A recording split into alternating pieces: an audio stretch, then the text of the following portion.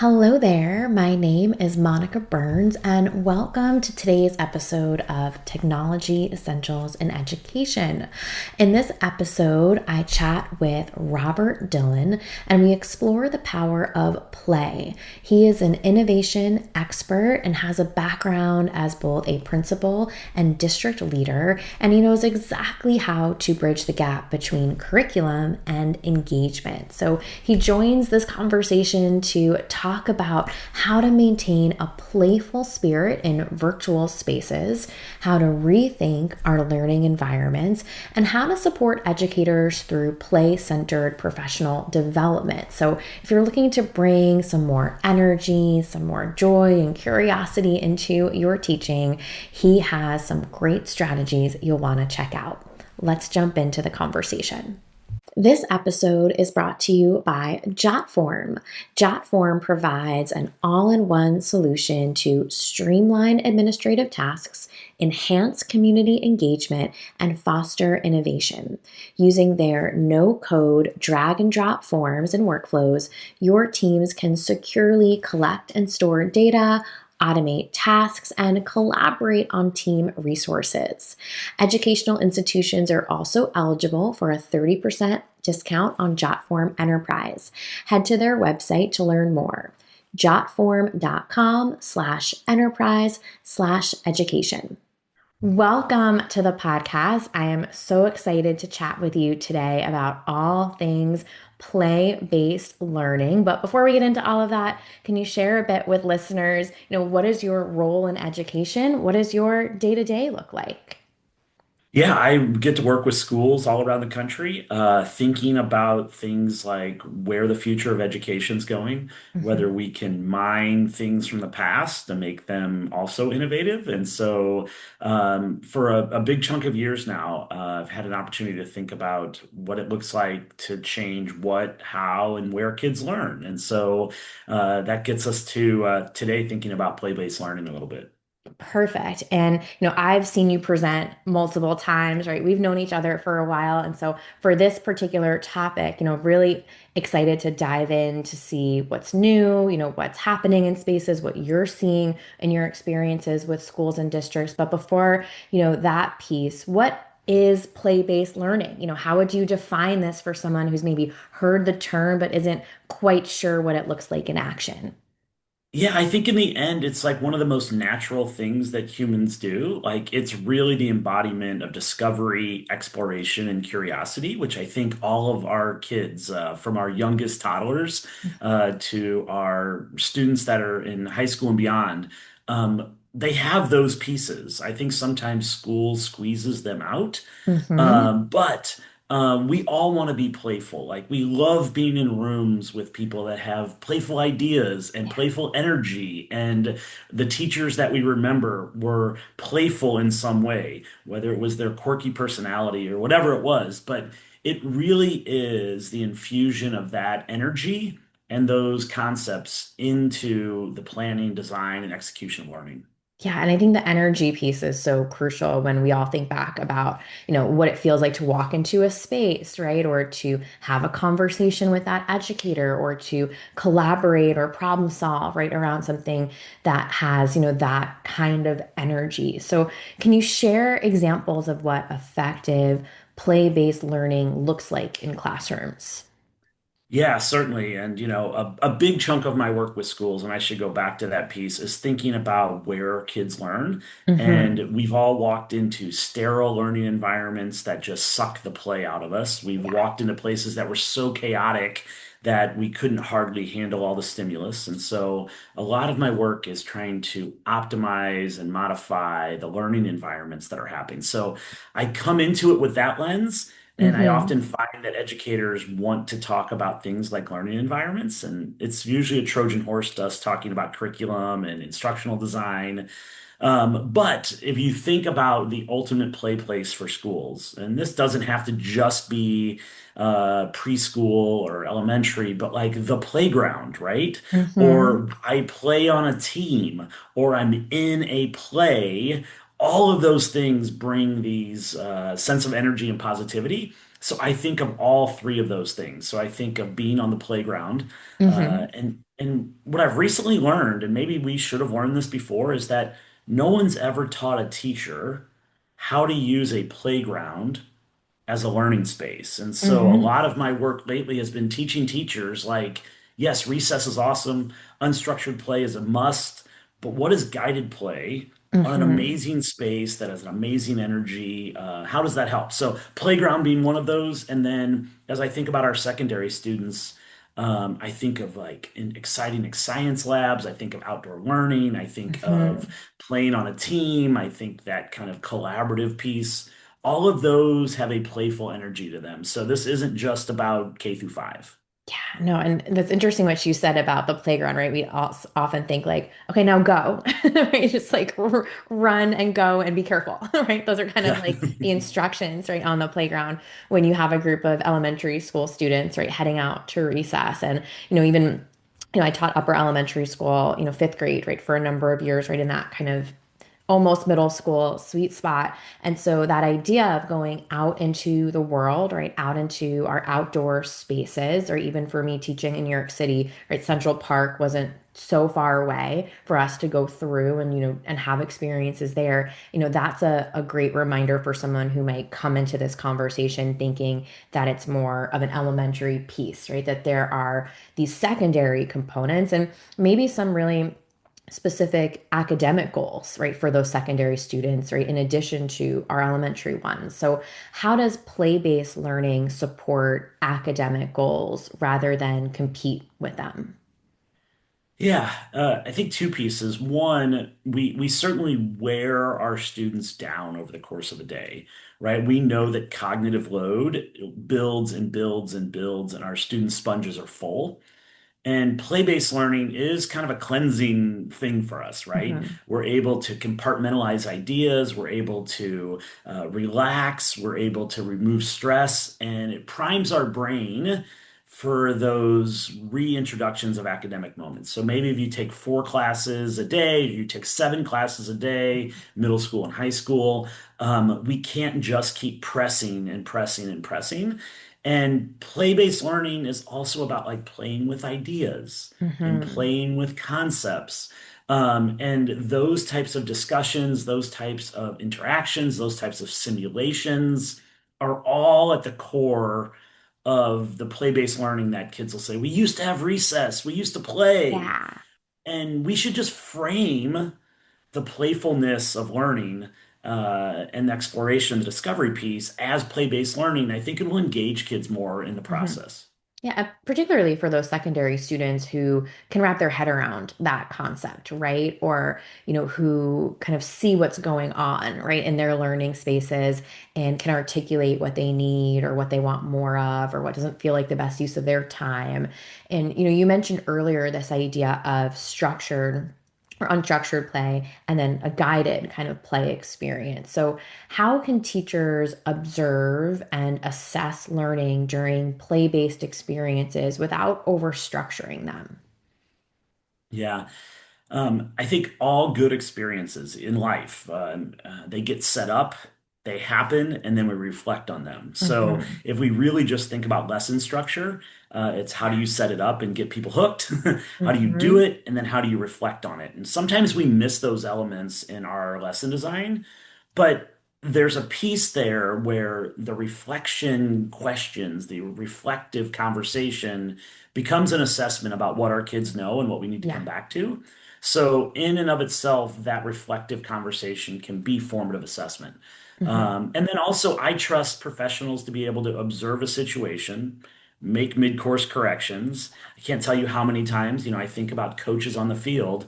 We ran that play, it didn't work. We ran that play again, Hmm. it didn't work. Okay, we're going to do something different. Yeah. So our coaches who are teachers know this already. Hmm. And so that type of teacher assessing the quality and value of their lesson within it can happen in these playful moments.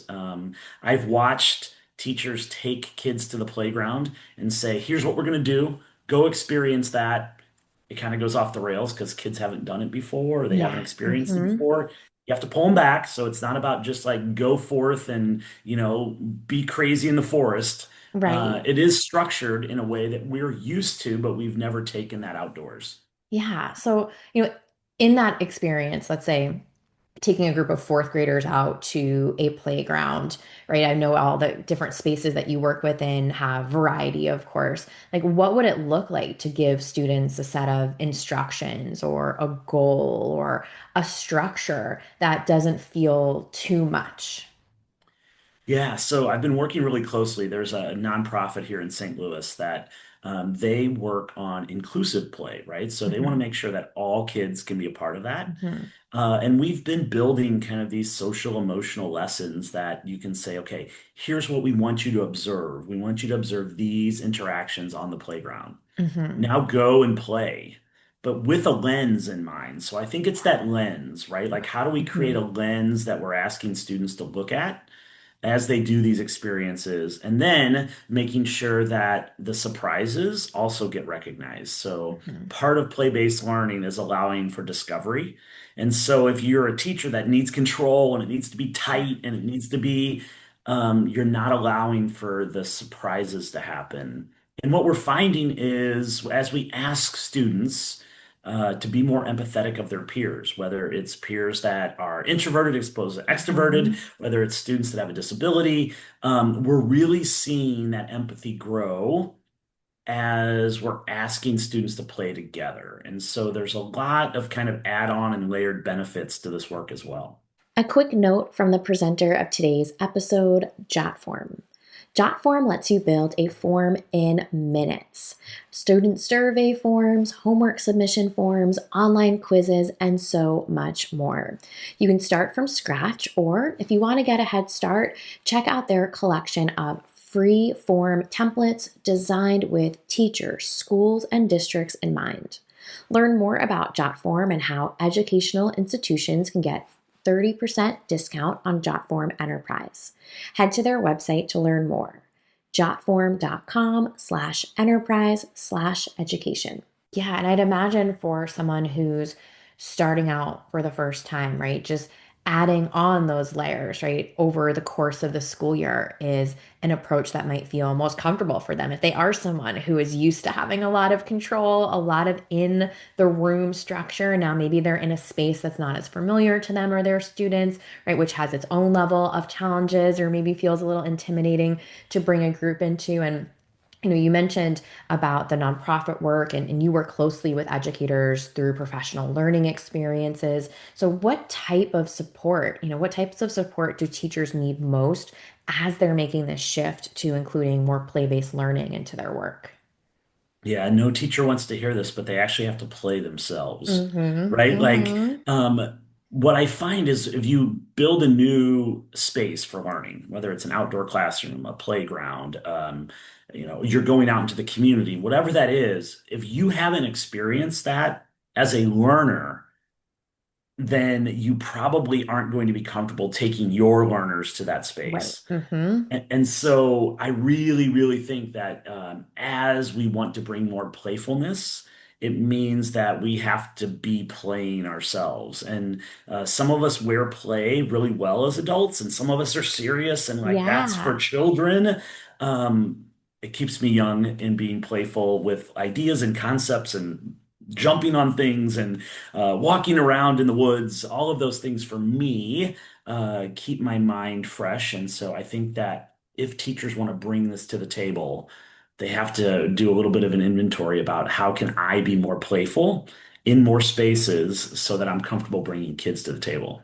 Yeah, and that's such an interesting, point when you think about like where there's some reflection, right, of my own, right, to say like when did I decide that a field trip was okay? Was it because I did a professional learning, right, at this museum? I saw this space, I thought it was fun, right? I had a vision of what I was going to walk into with 30, 11-year-olds, right?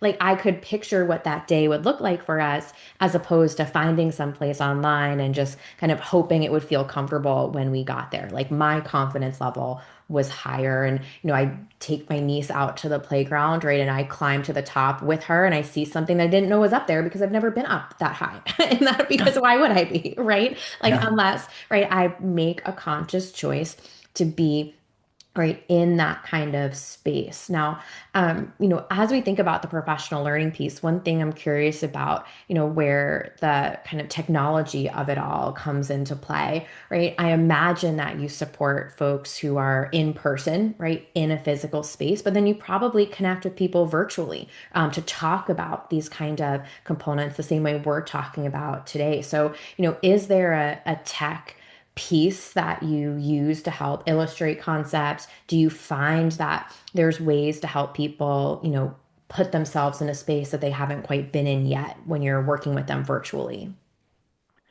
Yeah, a couple of different things. So I use a lot of images and videos. So Mhm. ultimately, you can't put your arms around it until you've seen it.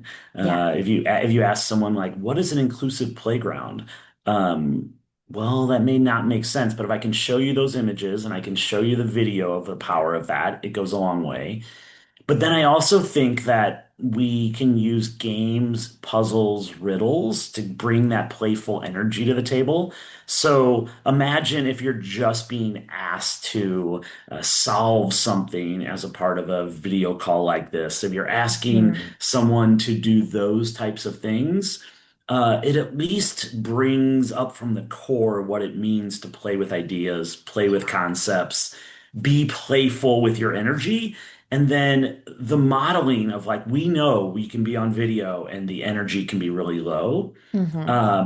But asking people to be silly, to say something funny, to do something. We have all these video features that you can add backgrounds and Right. eyebrows and whatever, right? Like all of that stuff makes us laugh and puts us in the mood to talk about play. So trying to use all of those can be helpful as well. Gosh, that's so interesting too, right? We think about some of the like silly filters and things that were like, when would I use that, right? Or when would the time be for me to bring that in? And, perhaps it's those moments where we want things to be a little bit playful. We want to shift the energy, right, in an environment. So I love those examples. So, can you share, something that has happened, maybe an example from your recent, professional learning work that illustrates a common aha moment for teachers as they're wrapping their head around what's possible?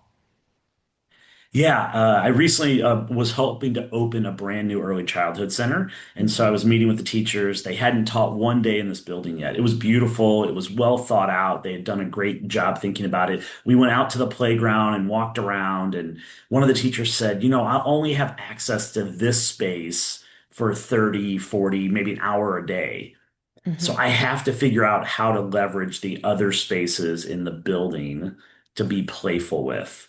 And Mhm. so we started to talk about like what does it mean to have a playful hallway?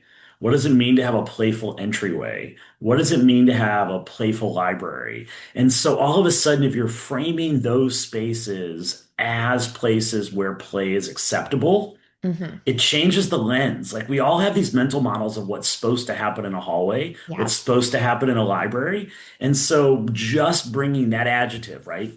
Playful library really messes with people and Mhm. makes people feel uncomfortable. So you do have to walk through that piece, but it really unlocked the fact that it wasn't the hour of the day where the playground was available. It was how do I allow all the spaces of this building to embody this idea of play? So it was really good.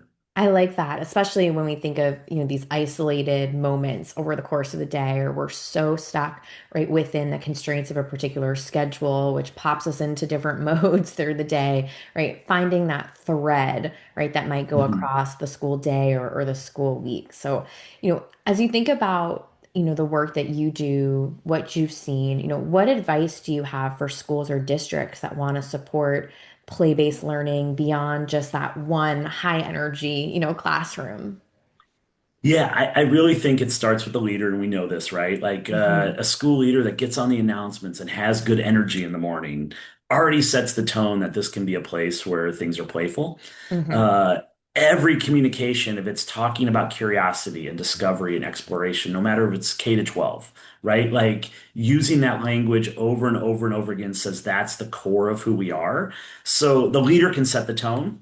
And then we know for teachers, if you're that person and the whole building looks at you as like you're a unicorn. I can't be them. Right. I don't have that energy. Her room's like a carnival and it works for her, but it would never work for me.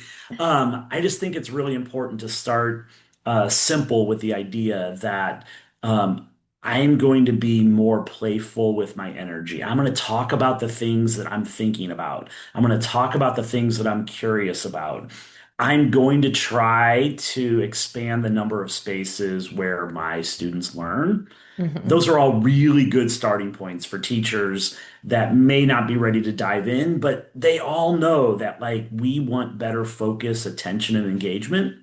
And I can just tell you the places where I see the highest levels of focus, attention, and engagement are places that are playful. Yeah. And so if that's what we're looking for, let's go grab some stuff that's worked in the past and retool it for today. And that's why I think now more than ever, play-based learning is important.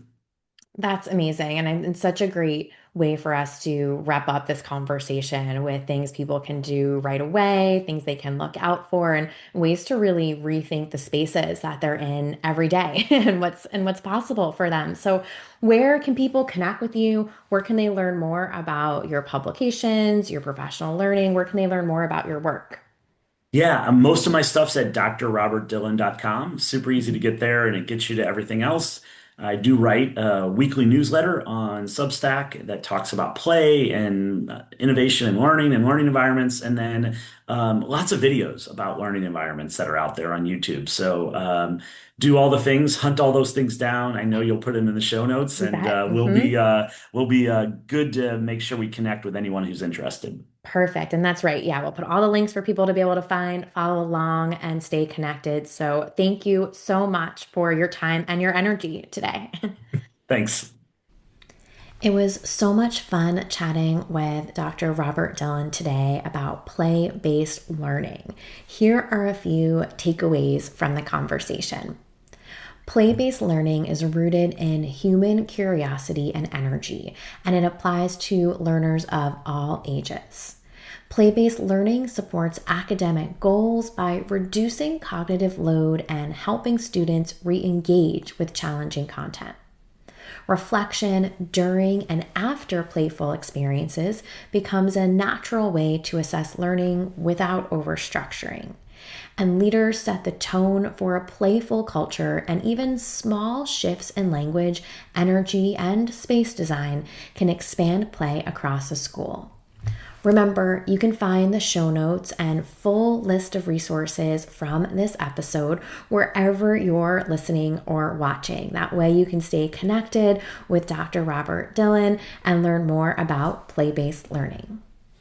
A big thank you to Jotform, the presenter of today's episode. To learn more about Jotform and how educational institutions can get a 30% discount on Jotform Enterprise, head to jotform.com/enterprise/education.